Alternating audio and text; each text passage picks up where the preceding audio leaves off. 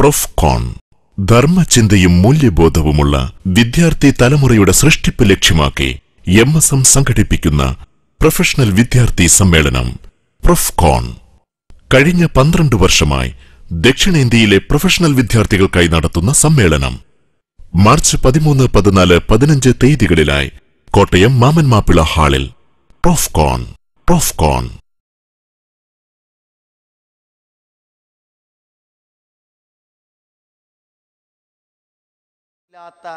വാചകങ്ങളുടെ ഈ പെരുമഴയിൽ ഇതിന്റെ സമാപനത്തിലേക്ക് അടുക്കുന്നു എന്ന ശുഭപ്രതീക്ഷ ഈ പ്രസംഗങ്ങളെയും ഇനി വരാനിരിക്കുന്ന സംസാരങ്ങളെയും ശ്രദ്ധിക്കുവാൻ നിങ്ങളെ പ്രചോദിപ്പിക്കട്ടെ എന്ന് ഞാൻ ആത്മാർത്ഥമായും ആഗ്രഹിക്കുകയും അഭ്യർത്ഥിക്കുകയും ചെയ്യുകയാണ്. സഹോദരങ്ങളെ, എനിക്ക് പറയാനുള്ളത് യഥാർത്ഥത്തിൽ ഒരു മോചനത്തിൻ്റെ സുഖം അതൊരു വലിയ സന്തോഷമാണ്. ഒരു പരീക്ഷ കഴിഞ്ഞ് പുറത്തിറങ്ങുന്നവൻ അനുഭവിക്കുന്ന ആ നിർവൃതി നിങ്ങൾക്ക് ഞാൻ പറഞ്ഞു തരേണ്ട ആവശ്യമില്ല. ഒരു ഓപ്പറേഷനിൽ നിന്നും കഴിഞ്ഞ് രക്ഷപ്പെട്ടു വരുന്ന ഒരു രോഗി അനുഭവിക്കുന്ന നിർവൃതി പറഞ്ഞറിയിക്കാൻ പറ്റാത്തതാണ്. ഒരു യാത്ര എത്തിച്ചേരുമ്പോഴുണ്ടാകുന്ന ആഹ്ലാദം, സംതൃപ്തി, ആ മോചനത്തിൻ്റെ പരിസമാപ്തിയിലുണ്ടാകുന്ന ആഹ്ലാദം അവർണ്ണനീയമാണ്, അവാജ്യമായ സംഗതിയാണ്. ഇതുപോലെ തന്നെ ഒരു മോചനം നേടിക്കൊണ്ടായിരിക്കണം നിങ്ങൾ ഈ മഹത്തായ സമ്മേളനത്തിൽ നിന്ന് പിരിഞ്ഞു പോകേണ്ടത് എന്നതു മാത്രമാണ് എൻ്റെ ഈ ചുരുങ്ങിയ വാചകങ്ങളിലെ ഏറ്റവും പ്രധാനപ്പെട്ട സന്ദേശം. ഞാൻ ഉറച്ചു വിശ്വസിക്കുന്നു, ഒരല്പം മനസ്സ് കൊടുത്ത് ഈ പരിപാടിയെ നിരീക്ഷിക്കുന്ന ആളുകൾ ജീവിതത്തിൽ ഇന്നേ വരെ അവർക്ക് അനുഭവിക്കാൻ പറ്റാത്ത ഒരു മാനസികാവസ്ഥ യഥാർത്ഥത്തിൽ ഈ പരിപാടിയിലൂടെയും ഇനിയുള്ള ജീവിത കാലഘട്ടങ്ങളിലും നേടിയെടുക്കാൻ പറ്റും എന്നുറപ്പാണ്. ഒരു മോചനം, എന്തിൽ നിന്നുള്ള മോചനം എന്ന് ചോദിച്ചാൽ നമ്മുടെ മനസ്സിന്റെ പിരിമുറുക്കങ്ങളിൽ നിന്നും മനപ്രയാസങ്ങളിൽ നിന്നുമുള്ള ഒരു മോചനം യഥാർത്ഥത്തിൽ നമ്മൾ ആഗ്രഹിക്കുന്നു എന്നതാണ് ഇവിടെ എഴുതി തന്ന സംശയങ്ങളും നിങ്ങളിൽ നിന്നുള്ള പ്രതികരണങ്ങളും നമ്മളെ ഓർമ്മപ്പെടുത്തുന്ന ഏറ്റവും പ്രധാനപ്പെട്ട കാര്യം. ആ മോചനം ആഗ്രഹിക്കുന്ന ഒരാൾക്ക് ഇവിടുന്നാണ്ട് കഴിഞ്ഞു പോയാൽ എനിക്ക് യഥാർത്ഥത്തിൽ ഇനി ഒരു മനസ്സിനെ സ്വസ്ഥമാക്കി ഒരു ജയിലറകളിൽ നിന്നും പുറത്തേക്ക് തുറന്നു വിട്ടവൻ അനുഭവിക്കാത്ത മോചനത്തിന്റെ സുഖങ്ങളുമായി എനിക്കെൻ്റെ വിദ്യാർത്ഥി കാലഘട്ടം മാത്രമല്ല എൻ്റെ കുടുംബജീവിതവും എൻ്റെ ഭാവി ജീവിതവും എനിക്ക് ആനന്ദകരമാക്കി തീർക്കണം എന്ന് വിചാരിക്കുന്നവർക്ക് എൻ്റെ വാക്കുകളല്ല, എൻ്റെ വാക്കുകളാണെങ്കിൽ ആ നിർദ്ദേശങ്ങളിൽ അബദ്ധങ്ങൾ സംഭവിക്കുമല്ലോ. യഥാർത്ഥത്തിൽ അള്ളാഹുവിൻ്റെ നിയമനിർദ്ദേശങ്ങളിൽ നിന്ന് നമുക്ക് ലഭിക്കുന്ന ധാരണകളുടെ അടിസ്ഥാനത്തിലുള്ള കാര്യങ്ങൾ പറയുകയാണ്. ഇതൊരു പ്രസംഗമായോ പ്രഭാഷണമായോ നിങ്ങൾ പരിഗണിക്കേണ്ടതില്ല. ഇന്നു മുതൽ നിങ്ങളുടെ കൈവിരൽ പിടിച്ച് മുന്നോട്ട് കൊണ്ടുപോകാൻ, ഒരു നേർപ്പാതയിലൂടെ മുന്നോട്ട് ചലിപ്പിക്കാൻ, പിന്നിൽ നിന്നും നിങ്ങളെ ശക്തമായി മുന്നോട്ടേക്ക് ഗമിക്കാൻ പ്രചോദനം നൽകുന്ന ചില മാർഗനിർദ്ദേശങ്ങളെ നമ്പറിട്ട് പറയാനാണ് ഞാൻ സന്ദർഭത്തിൽ ആഗ്രഹിക്കുന്നത്. ഈ പ്രഭാഷണത്തിന് അനുവദിച്ച സമയം വളരെ ചുരുങ്ങിയതാകുന്നത് കൊണ്ട് ഒരുപക്ഷെ നിങ്ങൾ ശ്രദ്ധിക്കാൻ ആരംഭിക്കുമ്പോഴേക്കും ഈ സംസാരം തീർന്നു കഴിഞ്ഞു കാണും. അതുകൊണ്ട് വളരെ ശ്രദ്ധയോടുകൂടെ നിങ്ങൾ ആ കാര്യം സ്വീകരിക്കണമെന്നാണ് എനിക്ക് പറയാനുള്ളത്. ആവേശകരമായ മുന്നോട്ട് പോക്കിന് ഒരു ലക്ഷ്യം വേണം സഹോദരങ്ങളെ. ഏറ്റവും ഒന്നാമതായി വേണ്ടത് അതാണ്. എവിടേക്ക് എനിക്ക് നടന്നു പോകാനുണ്ടെന്നതിനെ കുറിച്ചുള്ള അറിവ് ആവേശപൂർവ്വം മുന്നോട്ട് പോകാൻ നമ്മെ പ്രേരിപ്പിക്കും. പലപ്പോഴും എൻ്റെ മനസ്സിൽ വരുന്നതാണ്, നിങ്ങളുടെ മനസ്സിലും വന്നു കാണും. പെൻഷനായി റിട്ടയർമെൻറ്റും കഴിഞ്ഞ് മക്കളെയും കുട്ടികളെയും പേരക്കുട്ടികളെയും കളിപ്പിച്ച് വീട്ടുമുറ്റങ്ങളിൽ ഇരിക്കുന്ന മുസ്ലിങ്ങളല്ലാത്ത പല ആളുകളെയും കാണുമ്പോൾ, പരലോകത്തെക്കുറിച്ച് വിശ്വാസമില്ലാത്തവരെ കാണുമ്പോൾ മനസ്സ് തോന്നിപ്പോകാറുണ്ട്, എന്തിനാണ് ഈ കാത്തിരിപ്പ്? മുറ്റത്തൊരു കസേരയിട്ട് മടുക്കുവോളം രാവിലത്തെ പത്രം വായിച്ചു തീർത്ത് എന്തിനാണ് ഈ കാത്തിരിപ്പ്? മക്കളും കുട്ടികളും അവരുടെ ജോലി തിരക്കിലേക്ക് ആവേശപൂർവ്വം പോകുമ്പോൾ അവർ പോകുന്ന സമയത്തുള്ള ഇരുത്തം തിരിച്ചു വരുമ്പോഴും അതേപോലെ ഇരിക്കുന്ന ഈ വൃദ്ധന്മാരും വൃദ്ധകളും എന്താണ് പ്രതീക്ഷിച്ചിരിക്കുന്നത്? ഒരു കുഴിമാടത്തെയാണോ, ഒരു ജീവിതാന്ത്യത്തെയാണോ, ഒരു മരണത്തെയാണോ പ്രതീക്ഷിക്കുന്നത്? അവിടെയാണ് ലക്ഷ്യത്തിന്റെ ഏറ്റവും പ്രധാനമായ കാര്യം. ജീവിതത്തിൽ തീർക്കാനുള്ളതെല്ലാം ചെയ്തു തീർത്തതിന് ശേഷം ഞാൻ എങ്ങോട്ട് എന്ന് ചോദ്യത്തിനുള്ള ഒരു ശരിയായ ഉത്തരം. സഹോദരങ്ങളെ, നമ്മുടെ ലക്ഷ്യം ഒരിക്കലും തടസ്സങ്ങളില്ലാത്ത, യാതൊന്നിനും തടസ്സപ്പെടുത്താൻ പറ്റാതെ മുന്നോട്ട് പോകാൻ പറ്റുന്ന ഒരു ലക്ഷ്യമാണ് എനിക്കും നിങ്ങൾക്കുമുള്ളത്. ഏതു ലക്ഷ്യങ്ങൾക്കും തടസ്സങ്ങൾ ഉണ്ടാകാം. ഒരു പരീക്ഷ എഴുതാൻ വേണ്ടി പഠനത്തിനിറങ്ങിയവന് പരീക്ഷ എഴുതാൻ കഴിയാതെ വന്നേക്കാം. ഒരു സുഹൃത്തിനെ സന്ദർശിക്കാൻ യാത്ര തിരിച്ചവന് സുഹൃത്തിന്റെ വീട്ടിൽ എത്താതിരിക്കുന്ന ഒരു അവസ്ഥ ഉണ്ടായേക്കാം. എന്നാൽ സഹോദരങ്ങളെ, എത്തുമെന്നുറപ്പുള്ള ജീവിതത്തിന്റെ ഒരു പ്രതിസന്ധികൾക്കും തടസ്സം നിൽക്കാൻ പറ്റാത്തൊരു ലക്ഷ്യം, അതാണ് മരണത്തിനപ്പുറത്തുള്ള ഒരു ജീവിതം. ഏറ്റവും വലിയ പ്രതിസന്ധി മരണമാണല്ലോ ജീവിതത്തിൽ. ഏറ്റവും വലിയ പ്രതിസന്ധി മരണമാണ്.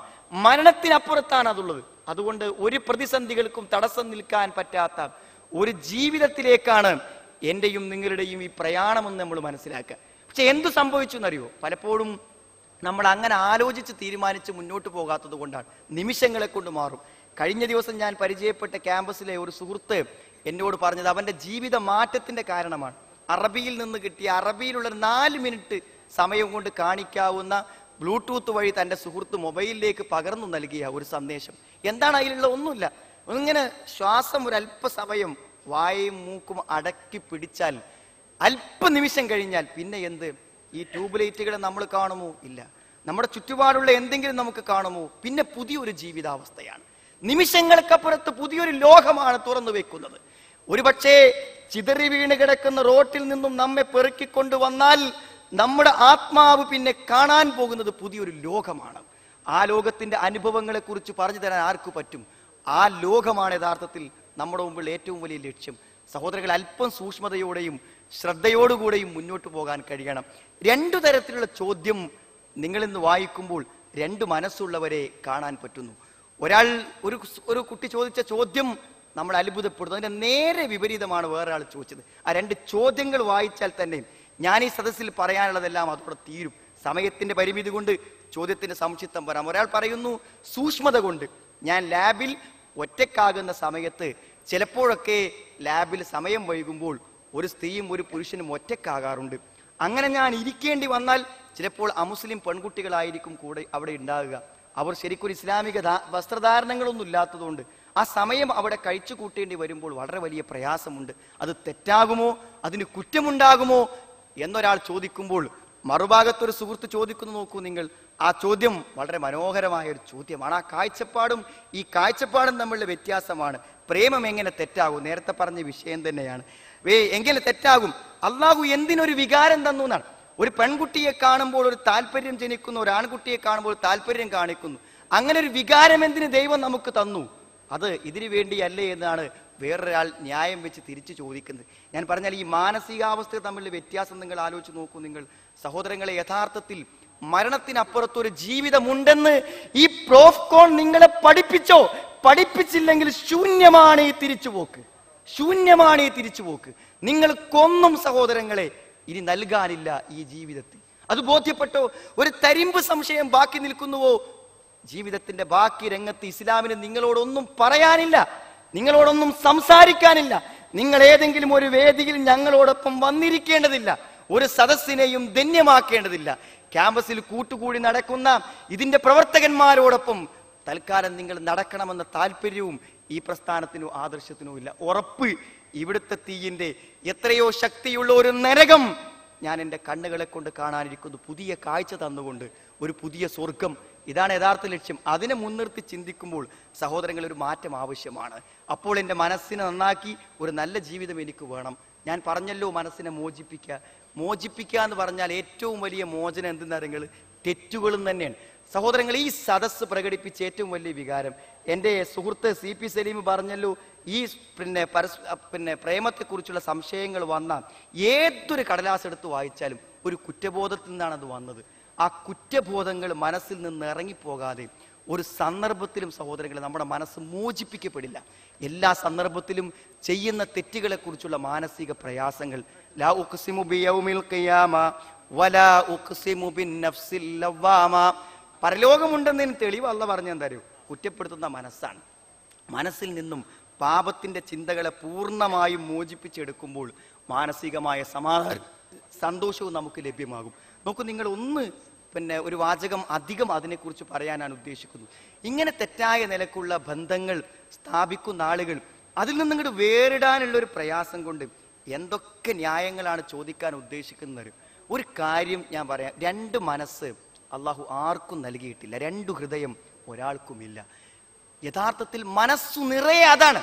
എപ്പോഴെങ്കിലും അങ്ങനെ ബന്ധമുള്ള പ്രേമബന്ധമുള്ള ആളുകൾ കാണുമ്പോൾ ഒരു സംസാര വർത്താനം മാത്രമെന്നല്ല, ജീവിതത്തിൻ്റെ ഏതു സമയവും അതൊരു ചിന്തയായി, ഒരു കുറ്റബോധമായി നമ്മളെ മനസ്സിനെ ആക്രമിച്ചു കൊണ്ടിരിക്കും. അതിൽ നിന്നുള്ള പൂർണ്ണമായ മോചനമല്ലാതെ മറ്റൊരു മാർഗവും ആ രംഗത്തില്ല.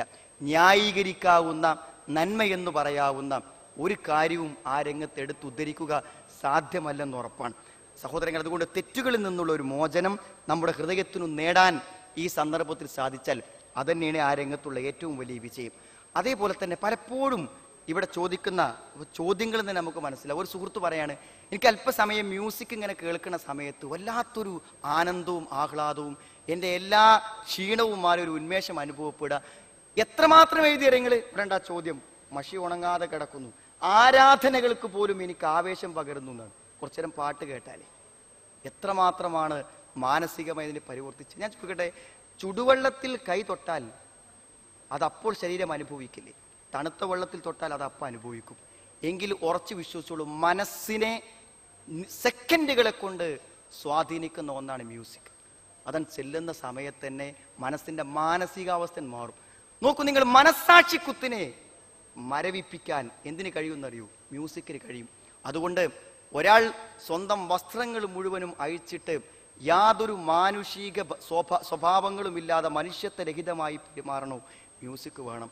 26 ലക്ഷം രൂപ ചെലവഴിച്ച് ലഹരിക്കടിമപ്പെട്ട ഭർത്താവിനെയും കൂട്ടി അയാളുടെ ഭാര്യ ഒന്ന് രക്ഷപ്പെടുത്തുമോ എന്ന് ചോദിച്ച് ഡി അഡിഷൻ സെന്ററിൽ വന്ന് ചോദിച്ചപ്പോൾ അയാൾ എങ്ങനെയാണ് പോയി കുടുങ്ങിയത്? ഈ മ്യൂസിക്കിനെ ന്യായീകരിക്കുമ്പോൾ പലപ്പോഴും ചിന്തിക്കേണ്ട കാര്യമാണ്. ബാംഗ്ലൂരിൽ ചെന്നപ്പോൾ സുഹൃത്തുക്കള് മ്യൂസിക് ലൈവ് ഷോ കാണാൻ വേണ്ടി കൊണ്ടുപോയത് അയാളെ.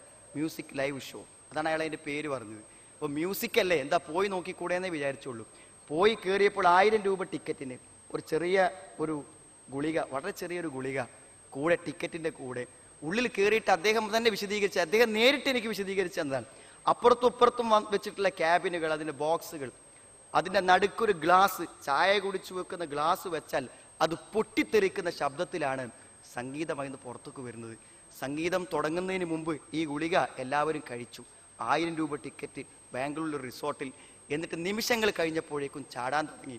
ചാടിയിട്ട് രാത്രി 9 മണി മുതൽ രാവിലെ 9 മണി വരെ ഒരാൾക്ക് ഇങ്ങനെ നിന്ന് ചാടാൻ പറ്റുമോ സഹോദരങ്ങൾ? ലഹരി, മ്യൂസിക്കിന്റെ ലഹരിയും അതേപോലെ തന്നെ മയക്കുമരുന്നിന്റെ ലഹരിയും മനസ്സിനെ മരവിപ്പിച്ച് കിടത്തിയാൽ ഒരു തിന്മയെക്കുറിച്ചും ഒരു കുറ്റബോധം ഉണ്ടാവില്ല.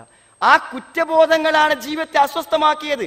ആ കുറ്റബോധങ്ങളിൽ നിന്ന് മോചനം നേടാൻ നാം കണ്ട മാർഗം ചെവിയിൽ 24 മണിക്കൂറും മ്യൂസിക്, സംഗീതങ്ങൾ.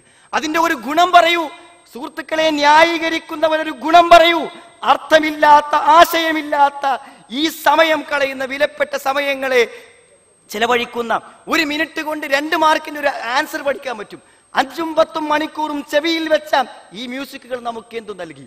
അതിനെ ന്യായീകരിക്കുന്നവർക്ക് റസൂലുള്ളാഹിന്റെ പ്രവചനം അവർ സത്യപ്പെടുത്തിയിരിക്കുന്നു. എന്താണ്? എനിക്കു ശേഷം ഒരു ജനത വരാനുണ്ട്, അവർ അനുവദനീയമാക്കും അൽഹിറ, വ്യഭിചാരത്തെ ന്യായീകരിക്കുന്ന ന്യായങ്ങളാ പറഞ്ഞത്.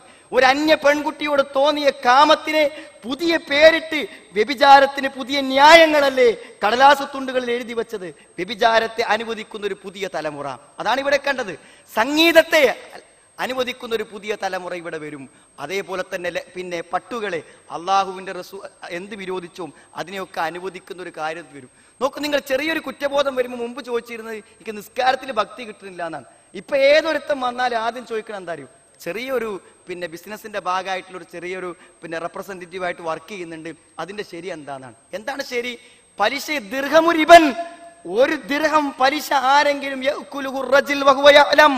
അറിഞ്ഞുകൊണ്ട് ഒരു ദിർഹം പലിശ ആരെങ്കിലും തിന്നാൽ, ഭക്ഷിച്ചാൽ അത് 36 വ്യഭിചാരത്തെക്കാളും മാരകമാണ്.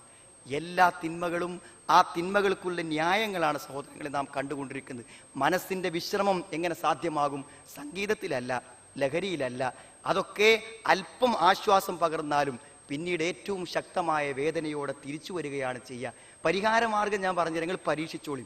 ഒരാഴ്ച പരീക്ഷിച്ചിട്ട് വിജയിക്കുന്നില്ലെങ്കിൽ പറയൂ, അള്ളാഹുവിന്റെ റസൂൽ പ്രാർത്ഥിച്ചു, വജഅലിൽ ഖുർആന റബീഅ ഖൽബി, അള്ളാഹുവേ ഖുർആനിനെ എൻ്റെ ഹൃദയത്തിന്റെ വസന്തമാക്കണമേ.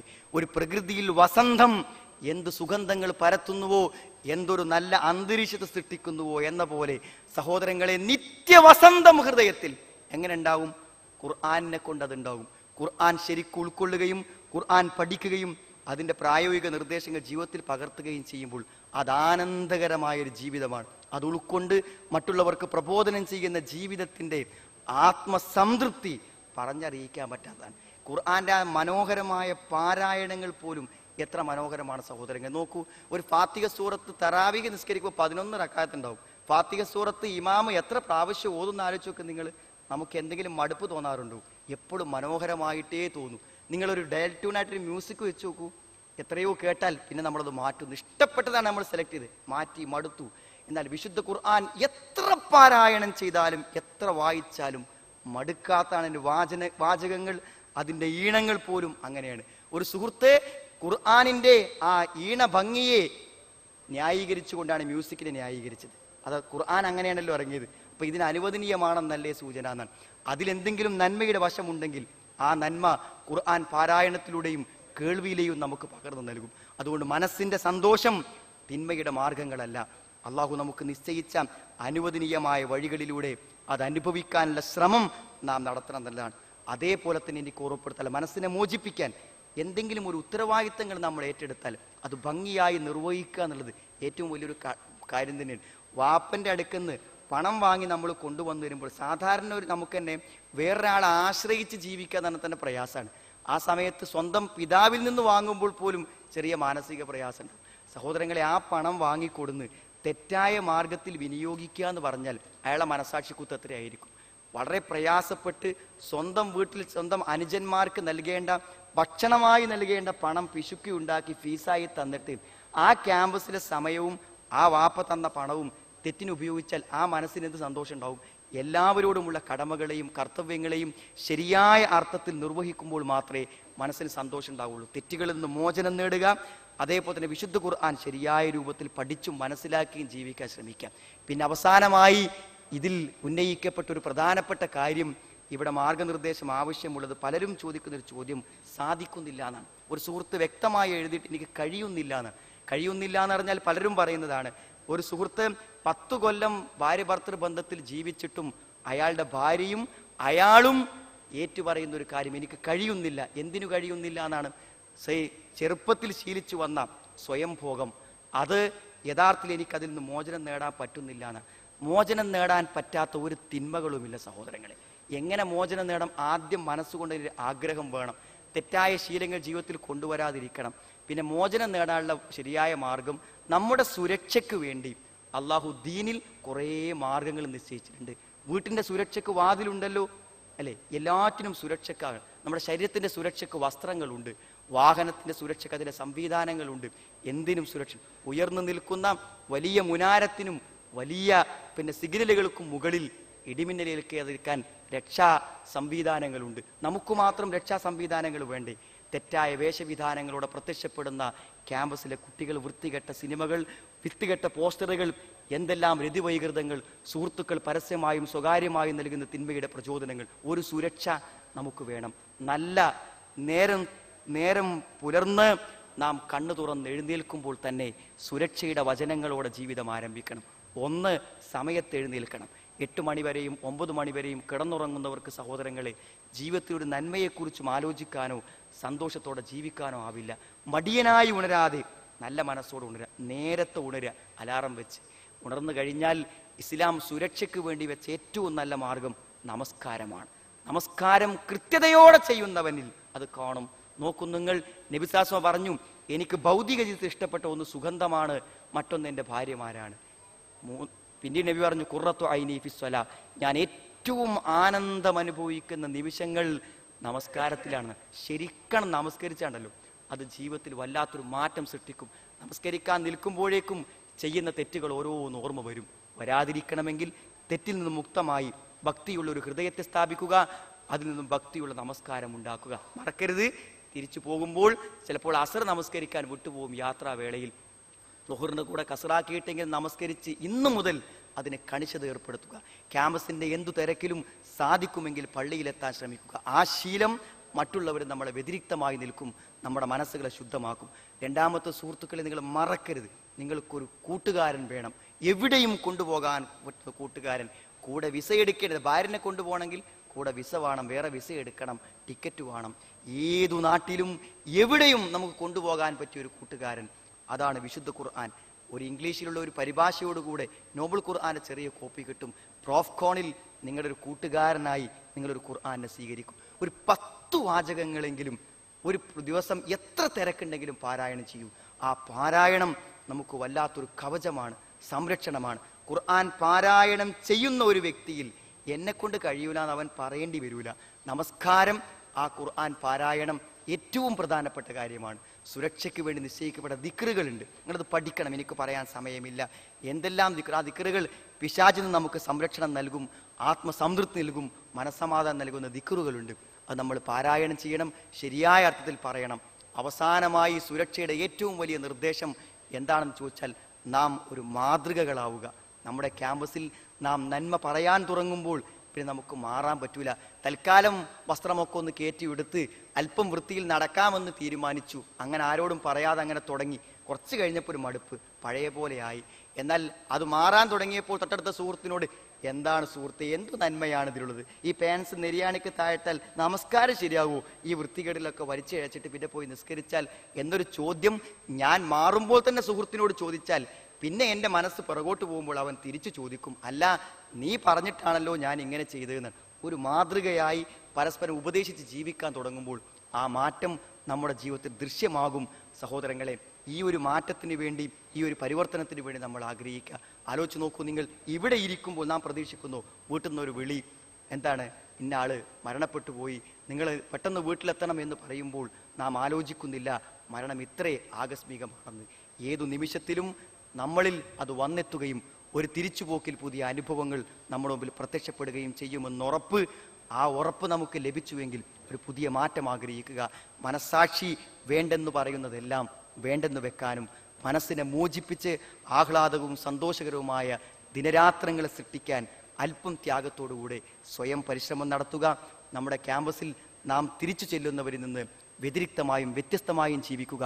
ജീവിതത്തിൻ്റെ ഓരോ വിഷയങ്ങളെക്കുറിച്ച് അന്വേഷിച്ച് പഠിക്കാൻ ശ്രമിക്കുക. അങ്ങനെ വിശുദ്ധ ഖുർആനിനെ മുന്നിൽ വെച്ച് അതിൻ്റെ കൂടെ അള്ളാഹുവിൻ്റെ മാർഗനിർദ്ദേശങ്ങളെ പാലിച്ച് അള്ളാഹുവിനോട് അടുത്ത് അള്ളാഹുവിൻ്റെ നിയമങ്ങൾക്ക് കീഴ്പ്പെട്ടുകൊണ്ട് അള്ളാഹുവിൻ്റെ സ്വർഗ്ഗത്തിലെത്തിച്ചേരുന്ന യഥാർത്ഥ സത്യവിശ്വാസികൾ അള്ളാഹു നമ്മെ എല്ലാവരെയും ഉൾപ്പെടുത്തുമാറാവട്ടെ. റബ്ബനാ ആതിനാ ഫിദ്ദുനിയ ഹസന വഫിൽ ആഖിറതി ഹസന വഖിനാ അദാബന്നാർ. വൽഹംദുലില്ലാഹി റബ്ബിൽ ആലമീൻ. അല്ലാഹുമ്മ സ്വല്ലി അലാ മുഹമ്മദ്.